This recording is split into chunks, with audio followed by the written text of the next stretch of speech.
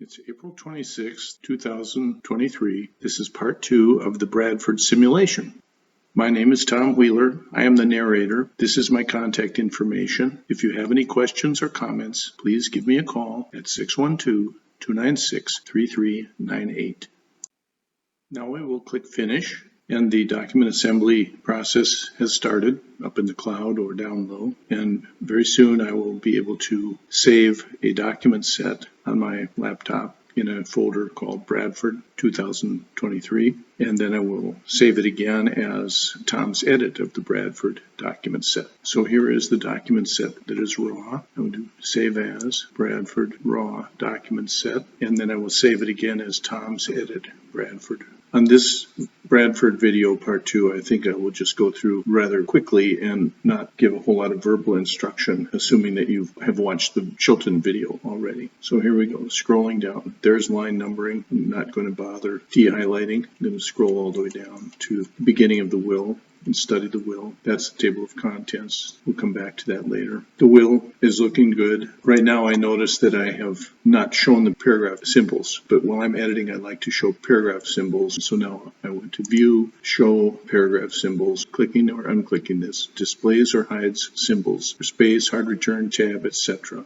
And right now it's set to show those to make it easy. The word Faribault is highlighted in red. It means that word is not recognized by the dictionary on my computer, so I'm going to skip that in this document. By right-clicking it, I'll delete unnecessary pieces, double check. The pour over clause looks good. I need to add a page break here, insert, new page, and then delete at the top of page 3. The nomination of person representatives looks good.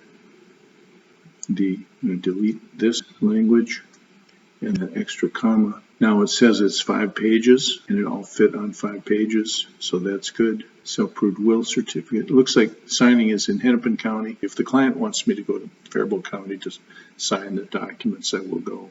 Control F, search for Hennepin. Replace Hennepin with Faribault. I will replace all instances of all caps Hennepin. 9 instances have been replaced. Close that. Go back to the line 512. Beginning of the will, the venue on the self-approved will certificate. Now here it says Faribault County. The witnesses are in there. That looks good. I do not want to delete. Reservation of rights, page 1 of the trust agreement. Looks good, looks good. 3, 4. You're going to need a page break at line 912. Insert new page, and then delete the extra line at the top of page 5. De-highlight, de-highlight. Looks good. I like to add a line between and delete the outlining between the $50,000 specific distributions. The specific allocation of half of the farm to the farm son is there. The rest of the trust property is divided into equal shares, 4 equal shares for each of the 4 children. So the farm son would not only get half of the section of land, but he would also get 1/4 of the rest of the land. So that's all personal choice by the farmer. Add a line, delete the outlining.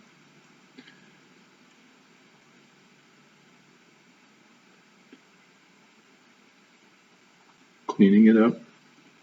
We want this to be a spendthrift trust, and we say so. Cleaning it up. Delete a couple of lines. Deleting some comments.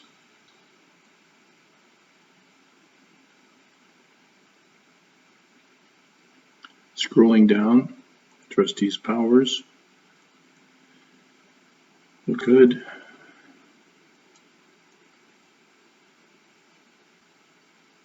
Almost done with trustees' powers. Insurance provisions, merger and division, special elections, succession of trustees.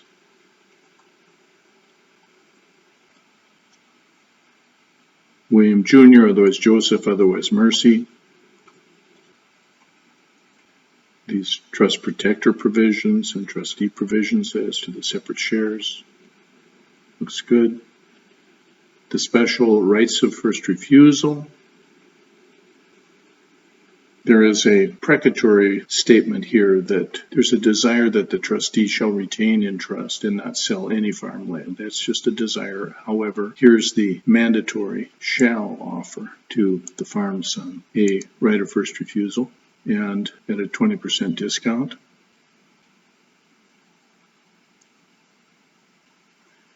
And an enforceable right for that farmer running with the land, shall run with the land.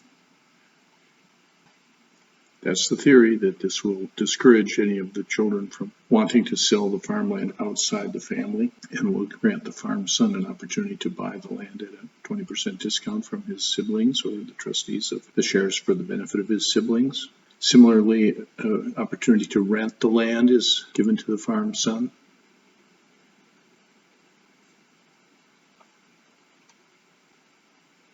With no discount, so fair rental value, so that the siblings get full rent.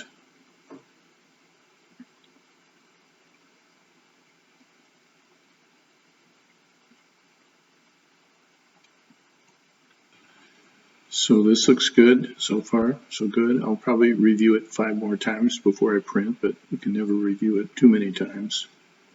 There's always something. I'm not going to bother putting an address in for Mercy. It's not a requirement. She's in the process of moving, this imaginary daughter. The rest of this looks good. Again, I'll repeat, I hope you watch the Mary Chilton videos, part 1 and part 2, because a lot of the things that I'm skipping over here I addressed in those first 2 videos. I can pull these lines onto the preceding page with a little bit of effort. It might look better. The specimen signature of all attorneys, in fact, fits on page 3. Page 2, there is no footer on page 2. That's because there is a suppression code on page 2. Here on page 2, I put the cursor near the top of page 2 at line 1947, and I go to Format, Page, Suppress, and I'm looking for the footer A suppression code, and I'm going to uncheck it. That means it will not suppress that footer A. I say OK, and I go down and I see that the footer is there now. It's no longer suppressed. Page 2 has a footer, so does page 1, page 3, so forth. I de-highlight that before I print for sure. Notice to principal.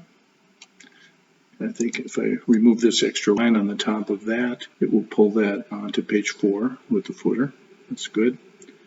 Notice to the attorneys in fact is good, as the drafted by. And if I want to position the drafted by box on the lower left extreme, I can click on the box, right click the edge of the box.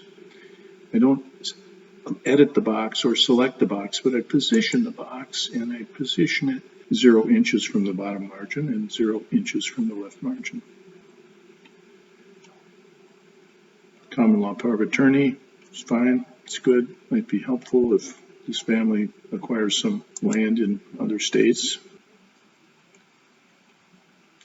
Authority to share information.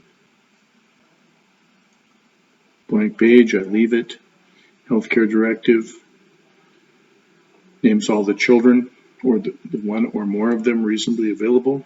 No need for alternates.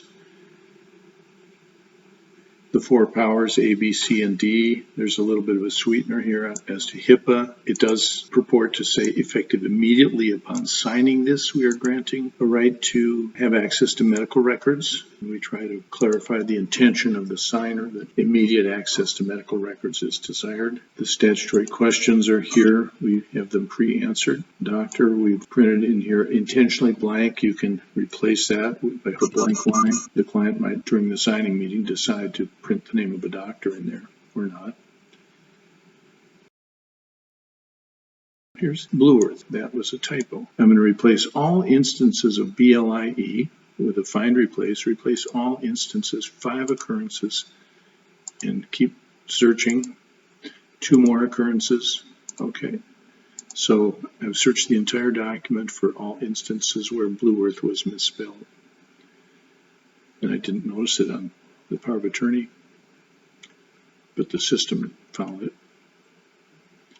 So those are all corrected. Back to the, go down to the, where I left off with the healthcare directive.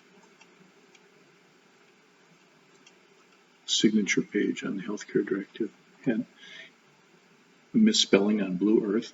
It was corrected now by find, replace.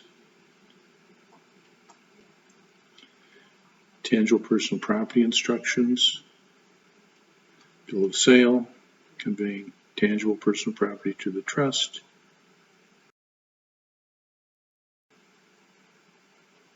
Incidentally, farm equipment and so forth, farm crops, farm fertilizer, farm supplies would be dealt with separately in dealing with the farm son. And we do not intend to use the separate written instructions for the farm property. The statute does not expressly exempt farm property, just property used in a trade or business, but farming is a business, is it not? So I'll leave that to you as the attorney for your client, how to handle farm equipment and farm tools and farm supplies and chemicals and fertilizer, all the inputs and so forth. Could be part of a buy-sell agreement. Could be part of a lifetime gift. The other documents here include a Schedule A for Faribault County, the section of land here. There's a Schedule A for the St. Louis County cabin, Government Lot 6, Lake Vermilion. There's a quitclaim deed here that's identifying Faribault County, and that's easy to change the word Faribault here to St. Louis County and use this deed printed for both instances of real estate. And if you had 6 pieces of land in Faribault County, you'd print, in my practice, 3 deeds per parcel, 3 deeds per separate legal description. If this farmer had 6 parcels of land with 6 legal descriptions, hopefully all ag homestead in Faribault County, I would ask him to sign 18 deeds. 3 times 6 is 18. 1 for him, 1 for me, and 1 for his successor trustee in an envelope kept separately but recordable after death. And of course you'd have to deal with the FSA if you're going to record during lifetime and inform them that the land is in a revocable living trust of this man and so forth. But such a deed is recordable post-mortem, at least under current Minnesota law. So in general, those so-called pocket deeds or unrecorded deeds seem to work just fine. And we want his land to be farm homestead, so we want him to live on the farm or within, I believe it's, I can't remember, 40 miles or 1 township away or something like that. But there's a limitation on the distance that the farming client can reside away from the farm. And we've even had a case where accidentally elderly 80-plus-year-old farm family moved into a nice home in town off the farm and claimed it as homestead, and we had to quickly undo that and reclaim ag homestead status for the rest of the property. A person cannot have 2 homesteads, you know that. And by the way, I think it was 1953, there was a Minnesota Attorney General's opinion that said if a person conveys residential homestead real estate into a trust that is a revocable living trust, that does not terminate homestead status, does not terminate homestead status. I've seen some blog posts to the contrary, and I invite everybody to look for that Attorney General's opinion that I used to have on my desk. This instruction letter looks good. It talks about transfer on death and pay on death for bank accounts or investment accounts. It talks about retirement accounts. It talks about life insurance and property casualty insurance. The certificate of trust looks good. An invoice, presumably in accordance with your agreement with this client for the time involved, the meetings involved, the scope, etc. Hourly rates, if you use hourly rates. This can be printed and used as a line for the notebook if your client wants a notebook. And that's the end of the review process. I will go back up to the top. I'll go to page 2. I will click on the beginning of the line numbering. Go back up to Format, Line, Numbering, and say Turn it off. Okay, I turned off line numbering. And now look at the will, for example. Go down, find the will, or better yet, find this table of contents. I will go to View, Show Hide, Paragraph Symbols. And now doesn't that look cleaner? That's the way the documents would print, whether or not you conceal the paragraph symbols. The printer will not print those paragraph symbols in any event. And I find them useful when I'm editing to identify surplus lines or lack of a line. And here's the word vermeils that is not recognized by the dictionary. You may see it's underlined in red. So I'm going to right-click that and say skip in document. And now everywhere the word vermeils is spelled identically, it will not be highlighted in red. So there's the will. And so, for example, the names of the witnesses were not recognized. Skip. And here's the trust agreement. So I would think this is a printable, presentable document as is. I would review it 5 more times before printing prior to the signing meeting. And hopefully, oh, here's the word vermeils with a comma, so it was not, and Minnetonka was not recognized. So just so you know, you can keep an eye out for those highlighted red words that occasionally could be a misspelled word, like governing. If I put a S in the word governing, now it doesn't recognize it. You see, I misspelled it. So we get rid of that S, the red underlining goes away. So there's a dictionary in the background that's looking for spell checking these common words. And once in a while we can add a word to our dictionary that's not otherwise in the word processing system's default dictionary.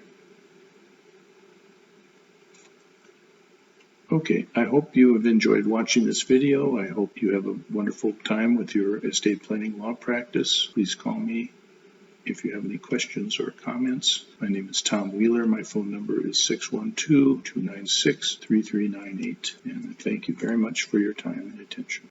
Oh yes, one more thing. If you are watching this on YouTube and you like this video, please give it a thumbs up. That may help me. And if you wish to follow me on YouTube, please click follow. And if you wish to subscribe to this channel, please click subscribe. Thank you very much. I appreciate that.